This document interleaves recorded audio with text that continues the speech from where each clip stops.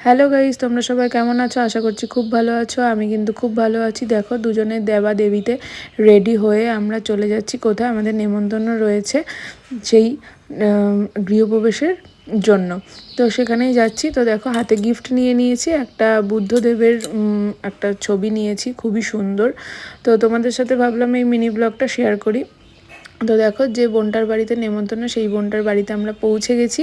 গিয়ে দেখি সামনে ঠাকুরের আসন আর ঠাকুর রয়েছে। খুবই ভালো লাগছিল দেখতে, যেমনি আসনগুলো সুন্দর তেমনি ঠাকুরগুলোকে দেখতে সুন্দর লাগছে, খুব ভালো লাগছিল। তারপর আমি আর গোকুল বসে বসে বসে একটু গল্প করলাম। তারপর বোনটাও চলে আসলো, বোনটার সাথেও একটুখানি ভিডিও করে নিলাম আর সাথে দুটো সেলফিও তুলে নিয়েছি। তারপর বোন আমাকে দেখালো যে তাদের বাড়িতে কত পাখি রয়েছে, সেই পাখিগুলোই আমি দেখছিলাম।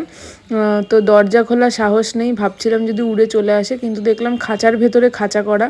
তো ভালো লাগছিল দেখতে। ততক্ষণে আমার ভিডিও করা কমপ্লিট হয়ে গেছিলো। এই যে দরজাটা খুলেও কিন্তু আমি ভিডিও করেছিলাম। তো খুব ভালো লাগছিল দেখতে, কিচির বিচির আওয়াজ।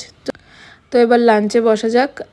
ছিল হলো ফ্রাইড রাইস, এঁচোড় চিংড়ি আর কষা চিকেন। খেতে কিন্তু খুব সুস্বাদু হয়েছিল।